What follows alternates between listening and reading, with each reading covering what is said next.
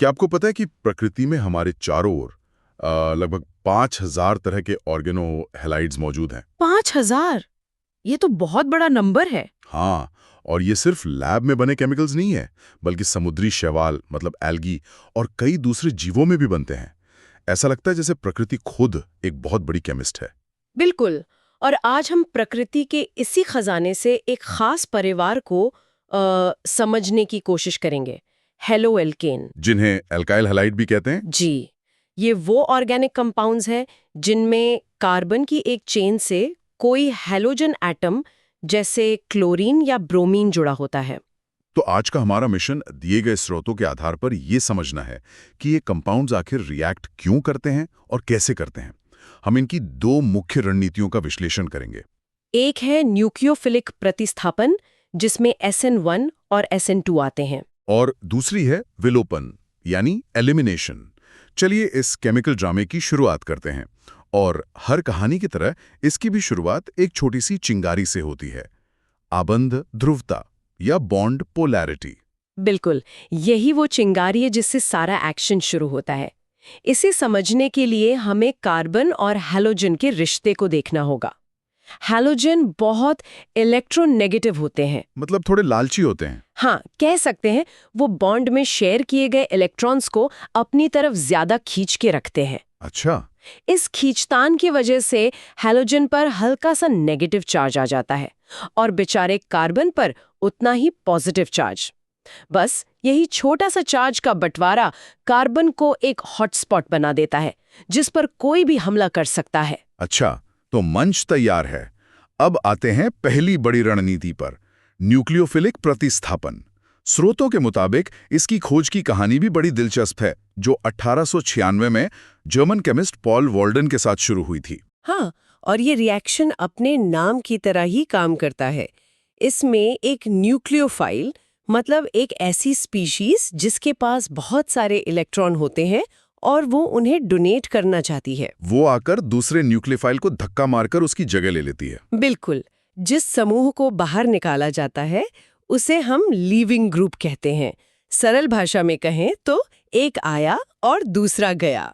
एक आया दूसरा गया सुनने में तो बड़ा सीधा लगता है, लेकिन यहाँ बात दिलचस्प हो जाती है क्योंकि ये अदला बदली दो अलग अलग तरीकों से हो सकती है। दो अलग अलग रणनीतियां हैं, SN2 और SN1। जी, तो पहले SN2 को समझते हैं, जो मुझे सुनने में किसी कमांडो ऑपरेशन जैसा लगता है। आपका अंदाजा बिल्कुल सही है। SN2 का मतलब है सब्स्टिट्यूशन न्यूक्लियोफिलिक बाय मॉलिक्यूलर, और ये सच में कमांडो ऑपरेशन की तरह है, तेज, सीधा और सिर्फ एक ही स्टेप में पूरा। एक ही स्टेप में? हाँ, इसमें कोई बीच का पड़ाव नहीं होता, कोई इंटरमीडिएट नहीं बनता। कैसे? मतलब ये होता कैसे? न्यूक्लियोफाइल उस कार्बन पर हमला करते हैं जिससे हैलोजन जुड़ा है, लेकिन यह हमला हमेशा पीछे से होता है, 180 डिग्री के एंगल पर, जहां से लीविंग ग्रुप निकल रहा होता है। अच्छा, मतलब एकदम ऑपोजिट साइड से। एकदम। नया बॉन्ड बनना और पुराना बॉन्ड टूटना, ये दोनों काम एक ही साथ एक ही पल में होते हैं। वाह। और इस एक साथ होने वाली प्रक्रिया का एक बहुत ही अजीब नतीजा होता है, जिसे स्रोतों में विन्यास का प्रतिलोमन या इन्वर्जन ऑफ कॉन्फ़िगरेशन कहा गया है। इसके लिए एक बहुत बढ़िया मिसाल दी गई है, जैसे तेज हवा में छाता अंदर की तरफ पलट जाता है। बिल्कुल वही, अणु का पूरा 3D शेप पलट जाता है। अगर शुरू में मॉलिक्यूल राइट हैंडेड था तो प्रोडक्ट लेफ्ट हैंडेड बन जाएगा। ये SN2 का सिग्नेचर मूव है। लेकिन हर कमांडो ऑपरेशन सफल नहीं होता। कौन सी बातें हैं जो इस SN2 हमले को सफल या असफल बनाती हैं? इसमें सबसे बड़ा विलन है त्रिविम बाधा या स्टेरिक हिंड्रेंस। Steric hindrance. कल्पना कीजिए कि कार्बन एक क्लब का दरवाजा है और न्यूक्लियोफाइल को अंदर जाना है। अगर उस दरवाजे के चारों ओर बड़े बड़े बाउंसर्स यानी बड़े एल्काइल ग्रुप्स खड़े हों तो न्यूक्लियोफाइल के लिए अंदर घुसना लगभग नामुमकिन हो जाएगा। तो मतलब सबस्ट्रेट जितना कम भीड़भाड़ वाला होगा, SN2 उतना ही आसान होगा। एकदम। इसीलिए प्राइमरी हैलोएल्केन्स सबसे तेजी से SN2 रिएक्शन देते हैं। इस प्रक्रिया में एक पल के लिए पंच संयोजी संक्रमण अवस्था बनती है। Pentavalent transition state. जी, इसे ऐसे सोचें कि एक घूमने वाले दरवाजे से दो लोग एक साथ निकलने की कोशिश कर रहे हैं। एक अंदर आ रहा है, दूसरा बाहर जा रहा है। वो पल बहुत ही असहज और अस्थिर होता है। जितनी ज्यादा भीड़ होगी वो स्थिति उतनी ही मुश्किल होगी। ठीक है, तो भीड़ भाड़ एक बड़ा फैक्टर है। हमला करने वाले न्यूक्लियोफाइल के बारे में क्या उसकी ताकत भी मायने रखती है? बिल्कुल। SN2 एक हमला है और हमले के लिए एक मजबूत हमलावर चाहिए। एक मजबूत न्यूक्लियोफाइल जो अपने इलेक्ट्रॉन आसानी से दे सके, रिएक्शन को तेज कर देता है। और लीविंग ग्रुप, उसका क्या रोल है? साथ ही एक अच्छा लीविंग ग्रुप भी चाहिए। एक अच्छा लीविंग ग्रुप उस मेहमान की तरह है जो पार्टी छोड़ने के बाद दुखी नहीं होता। हाँ, मतलब वो आत्मनिर्भर है। हाँ, और अपने आप में खुश रह सकता है। केमिस्ट्री में इसका मतलब है कि वो मॉलिक्यूल से अलग होने के बाद अपने नेगेटिव चार्ज को आसानी से संभाल सकता है। इसीलिए कमजोर क्षार मतलब वीक बेसिस बेहतरीन लीविंग ग्रुप बनते हैं। और एक आखिरी चीज है जिसे हम अक्सर भूल जाते हैं, विलायक यानी सॉल्वेंट, जिसमें ये सब हो रहा है। सॉल्वेंट की भूमिका बहुत अहम है। पोला प्रोटिक सॉल्वेंट्स जैसे पानी या अल्कोहल SN2 के दुश्मन हैं। दुश्मन क्यों? वे न्यूक्लियोफाइल के चारों ओर हाइड्रोजन बॉन्ड का एक जाल बना लेते हैं, उसे कसकर पकड़ लेते हैं, जिससे उसकी हमला करने की ताकत कम हो जाती है। अच्छा, जैसे दोस्त लड़ाई में जाने से पहले ही गले लगाकर रोक लें। बिल्कुल। इसके बजाय पोलर एप्रोटिक सॉल्वेंट्स जैसे एसीटोनेट्राइल बेहतर होते हैं। वे न्यूक्लियोफाइल को खुला छोड़ देते हैं ताकि वो आसानी से अपना काम कर सके। तो SN2 का तरीका तो सीधा और एक झटके वाला है, लेकिन क्या होता है जब सबस्ट्रेट इतना भीड़ भाड़ वाला हो कि ये सीधा हमला मुमकिन ही ना हो? क्या तब हालोएल्केन अभी क्रिया करना ही छोड़ देते हैं, या उनके पास कोई प्लान बी होता है? उनके पास एक बिल्कुल अलग 2 कदमों वाली रणनीति होती है और उसे ही हम SN1 कहते हैं, सब्स्टिट्यूशन न्यूक्लियोफिलिक यूनिमॉलिक्यूलर। यूनिमॉलिक्यूलर? हाँ, यहाँ यूनिमॉलिक्यूलर का मतलब है कि रिएक्शन की स्पीड सिर्फ एक ही चीज पर निर्भर करती है, हमारा हेलोएल्केन। 2 कदम, ये तो SN2 से बिल्कुल उल्टा है। इसमें क्या होता है? पहला कदम धीमा और सबसे जरूरी है। इसमें किसी के हमला करने का इंतजार नहीं किया जाता। लीविंग ग्रुप अपनी मर्जी से अपने आप मॉलिक्यूल को छोड़कर चला जाता है। 1 मिनट, ये तो बहुत अजीब है। मॉलिक्यूल अपने आप एक मजबूत बॉन्ड क्यों तोड़ेगा? इससे तो एक कार्बोकैटायन बनता है, मतलब एक पॉजिटिव चार्ज वाला कार्बन, जो तो बहुत अस्थिर होना चाहिए। ये तो एक बहुत बड़ा जोखिम लगता है। आपका सवाल बिल्कुल सही है, ये एक जोखिम है, लेकिन मॉलिक्यूल ये जोखिम तभी लेता है जब उसे पता हो कि वो इस अस्थिरता को संभाल सकता है। और वो कैसे? ये जोखिम टर्शरी हेलोएल्केन आसानी से उठा सकते हैं, क्योंकि उनमें बनने वाला कार्बोकैटायन सबसे ज्यादा स्थिर होता है। उसके आसपास मौजूद 3 एल्काइल ग्रुप उसे इलेक्ट्रॉन देकर सहारा देते हैं, जैसे दोस्त मुश्किल में साथ देते हैं। अच्छा, तो वो उसे स्टेबल बना देते हैं? हाँ, और एक बार ये कार्बोकैटायन बन गया तो दूसरा स्टेप बहुत तेजी से होता है। और दूसरे स्टेप में क्या होता है? अब हमारा कार्बोकैटायन एक बहुत ही रिएक्टिव इलेक्ट्रॉन का भूखा स्पीशीज है। वो किसी भी न्यूक्लियोफाइल का इंतजार कर रहा होता है।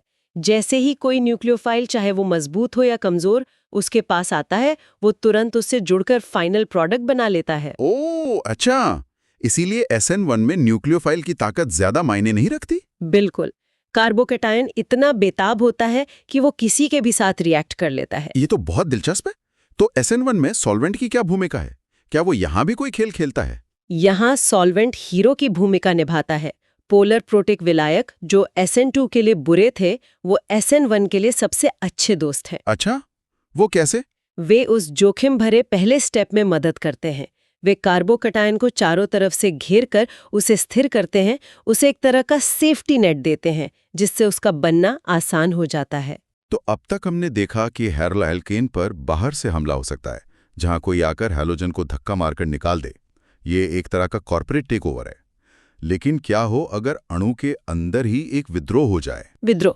हाँ, अगर वो किसी बाहरी मदद का इंतजार करने के बजाय खुद ही अपने कुछ हिस्से निकालकर एक नई पहचान बना ले। क्या बात है! ये विलोपन या एलिमिनेशन रिएक्शन को समझाने का एक बेहतरीन तरीका है। तो इसमें क्या होता है? प्रतिस्थापन में एक समूह की जगह दूसरा आता है, लेकिन विलोपन में अणु अपने अंदर से ही एक हाइड्रोजन और एक हैलोजन परमाणु यानी HX को निकाल फेंकता है और एक बिल्कुल नई चीज बनाता है, एक एल्कीन। एल्कीन जिसमें कार्बन कार्बन के बीच डबल बॉन्ड होता है। सही। और यहाँ एक नियम का जिक्र है, ज़ैतसेफ का नियम। ये सुनने में किसी पुराने टेक्स्ट बुक के नियम जैसा लगता है। इसके पीछे का असली आइडिया क्या है? ज़ाइत्सेव का नियम असल में प्रकृति की एक बहुत ही गहरी पसंद को दिखाता है, स्थिरता। स्टेबिलिटी। जी, जैसे हम भीड़-भाड़ वाली पार्टी में एक शांत कोना ढूंढना पसंद करते हैं, वैसे ही अणु भी ऐसी बनावट पसंद करते हैं जहां ऊर्जा सबसे कम हो और तनाव ना हो। ज़ाइत्सेव का नियम बस यही कहता है कि विलोपन में आमतौर पर वो एल्कीन ज्यादा बनेगा जिसके डबल बॉन्ड के चारों ओर ज्यादा अल्काइल ग्रुप जुड़े हों। क्योंकि वो ज्यादा स्टेबल होता है। हाँ, ज्यादा स्थिर होता है, ज्यादा आरामदायक होता है। ठीक है, तो जैसे प्रतिस्थापन में SN1 और SN2 थे, क्या विलोपन में भी ऐसी ही अलग-अलग रणनीतियां हैं? हाँ, बिल्कुल हैं। मुख्य रूप से E2 और E1। E2 अभिक्रिया SN2 की जुड़वा बहन है। अच्छा, मतलब एक ही स्टेप में। हाँ, ये भी एक ही स्टेप में होती है और इसके लिए एक मजबूत क्षार मतलब स्ट्रॉन्ग बेस की जरूरत होती है। बेस हाइड्रोजन को खींचता है, इलेक्ट्रॉन डबल बॉन्ड बनाने के लिए शिफ्ट होते हैं और हैलोजन ग्रुप निकल जाता है। सब कुछ एक ही झटके में। और E1? मैं अंदाजा लगा सकता हूं कि वो SN1 जैसा होगा। आपका अंदाजा एक बार फिर सही है। E1 अभिक्रिया SN1 की तरह ही 2 चरणों में होती है। मतलब इसमें भी कार्बोकैटायन बनता होगा। बिल्कुल, इसमें भी पहले एक कार्बोकैटायन बनता है और फिर दूसरे स्टेप में बेस बगल वाले कार्बन से एक हाइड्रोजन निकाल लेता है जिसे डबल बॉन्ड बन जाता है। ये अक्सर तब होता है जब रिएक्शन को गर्म किया जाता है। शुरू में एक तीसरे दुर्लभ प्रकार E1CB का भी जिक्र है। ये क्या है? E1CB एक खास मामला है जो तब देखने को मिलता है जब लीविंग ग्रुप बहुत खराब हो, यानी वो आसानी से निकलना ही नहीं चाहता। बड़ा जिद्दी है। हाँ, ऐसी जिद्दी स्थिति में बेस पहले हाइड्रोजन को निकालता है जिससे एक कार्बेनियन बनता है, यानी ऐसा कार्बन जिस पर नेगेटिव चार्ज हो। कार्बोकैटायन का उल्टा। जी, और फिर बाद में ये कार्बेनियन अंदर से धक्का देकर लीविंग ग्रुप को बाहर निकालता है।